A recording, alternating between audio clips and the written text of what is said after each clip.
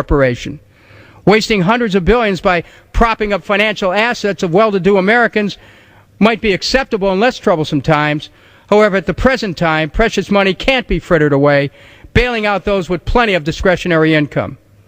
As David K. Johnson points out in Perfectly Legal, the top 13,400 families in our country have more yearly income than the bottom 96 million Americans. The financial sector has built an economic system that rewards gamblers with lower tax rates and insurance while subjecting the American family to growing job insecurity, deteriorating wages, evaporating savings, vanishing pensions, disappearing health care.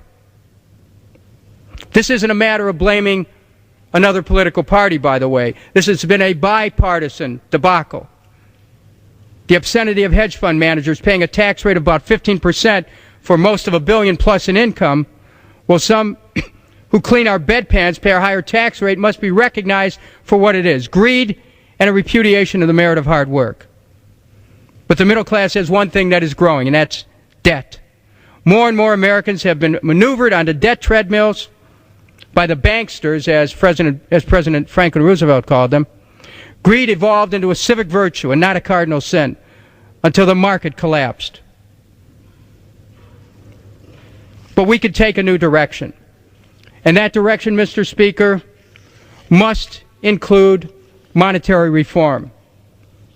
As Stephen Zarlinga writes, the bulk of our money supply is not created by our government, but by private banks when they make loans. Through the Fed's fractional reserve process, the system creates purchasing media when banks make loans into checking accounts. So most of our money is issued as interest-bearing debt. Under the Constitution, Article 1, Section 8, our government has the sovereign power to issue money and spend it into circulation to promote general welfare through the creation and repair of infrastructure, including human infrastructure, health, and education. It's no secret that our nation's infrastructure is in an unprecedented need of upkeep, repair, and replacement. It would take more than $1.6 trillion to bring our country's roadways up to speed. The Department of Education found that we need $127 billion to bring schools nationwide into adequate conditions. A study by the Water Infrastructure Network found it would take $1.3 trillion over 20 years to build, operate, and maintain needed drinking water and wastewater facilities. It's rapidly becoming cliche that crisis and opportunity are synonymous. We can turn these difficult times into an opportunity by creating millions of new jobs and infrastructure projects.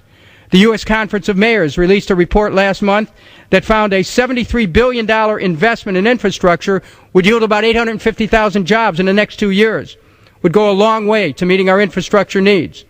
A good start would be to invest in the maintenance and repair of roads, bridges, tunnels that are in greatest need. In particular, we should invest in a section in the TLU called Mega Projects. It was designed to fund projects that cost $500 million or more and have some national significance. These projects are not necessarily ready to go today. States could compete to build special projects. States could even team up together on high-speed rail or build new bridges. A perfect example is a need for a new Interbelt bridge in Cleveland. Now, infrastructure has to be part of, and it is part of, our stimulus package.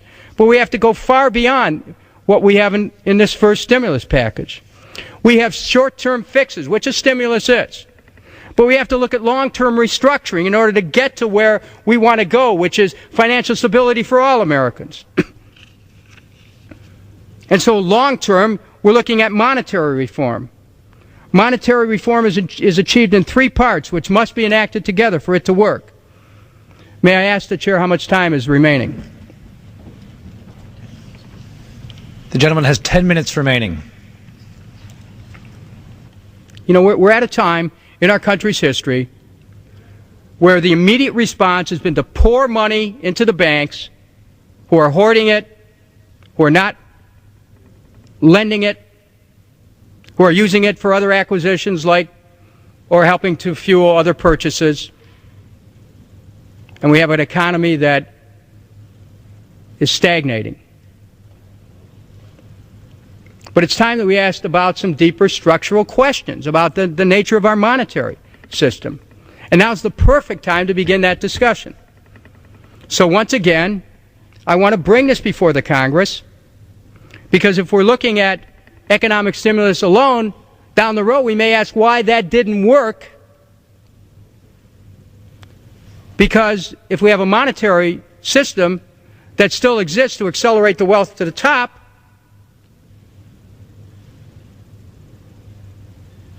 God forbid, under the nationalization of banks, we're all going to wonder what happened to the money. You achieve monetary reform in three parts.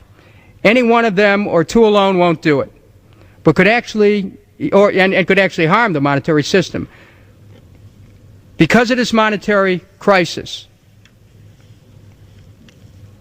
we have an opportunity here, and I want to make these suggestions. First, we should be, instead of giving the Federal Reserve even greater power, as private bankers, give them greater power, we should incorporate the Federal Reserve into the U.S. Treasury, where all new money could be created by government as money, not interest-bearing debt, and spent into circulation to promote the general welfare. The monetary system would be monitored to be neither inflationary nor deflationary. Second, halt the bank's privilege to create money by ending the fractional reserve system. I mean, banks essentially create money out of nothing.